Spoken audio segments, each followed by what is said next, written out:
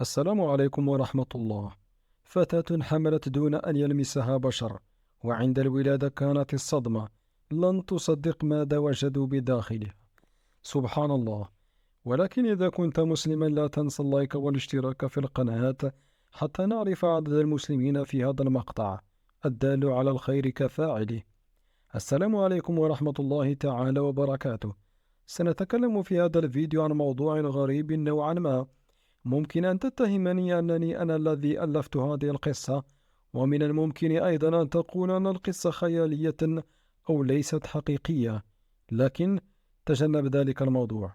أنا سأترك لك المصادر وفي الوصف، وأتمنى أن تطلع عليها بنفسك، وبعد ذلك لك كامل الحرية أن تصدق أو أن تكذب هذه القصة.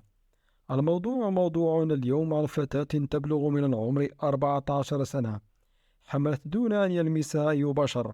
معا، نعم، بدون أن تعاشر أي إنسان أو تتزوج.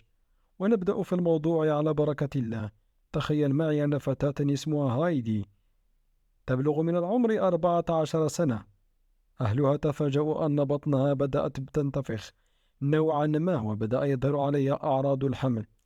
ذهبوا بها للطبيب على الفور ليطمئنوا على ابنتهم، فأخبرهم الطبيب أن الفتاة حامل. نعم، أهل الفتاة صدموا وصعقوا للغاية، إذ كيف لابنتهم الحامل وهي ليست متزوجة؟ كيف وهي حامل وهي عزباء؟ الطبيب أصر مرة وثانية أن الفتاة حامل، ولأن أهل الفتاة متدينين خافوا من الفضيحة. والد الفتاة أخذها للبيت وظل يضرب فيها حتى تعترف من الذي عمل فيها هذا الجرم، ومن الذي زنى بها، ومن الذي تزوجها في السر وحملت منه. الفتاة ظلت تقسم وتدافع عن نفسها وعن شرفها، وظلت تقسم لأبيها أنها مظلومة، ولكن أباها كان أصم لا يسمع أباها. كان مصمم أن الفتاة تكذب لكي لا تورط الشخص الذي حملت منه أو وقع معها في الزنا. ومن كثرة الضرب الذي تعرضت له الفتاة ماتت في يد والدها.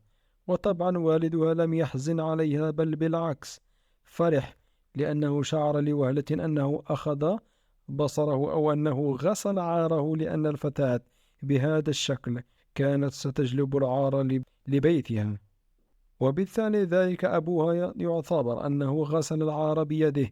وبعد ذلك كبر الموضوع وانتشر، وأتت الشرطة لكي تشرح الفتاة وتعرف سبب الوفاة. تفاجأت الشرطة في الطب الشرعي أن الفتاة ليست حامل، وأن الذي كان عندها هو أعراض انتفاخ في البطن فقط، لم يكن الحمل، ولكن بسبب التصنيف أو الوصف الطبيب الخاطئ.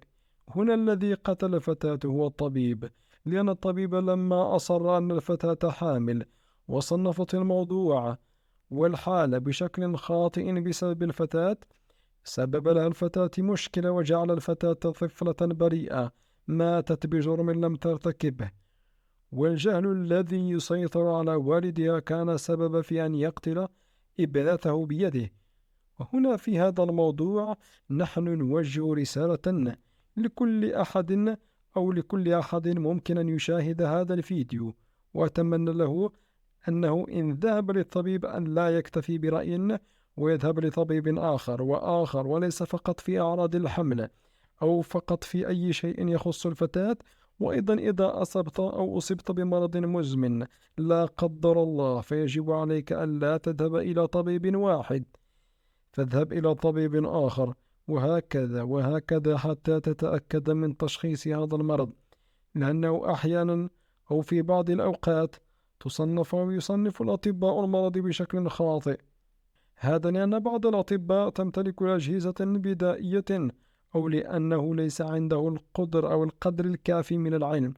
ونحن لا نريد أن نتهم الأطباء أنهم ليس عندهم ضمير، ولكن قد يكون الأمر راجع للإمكانيات المحيطة به.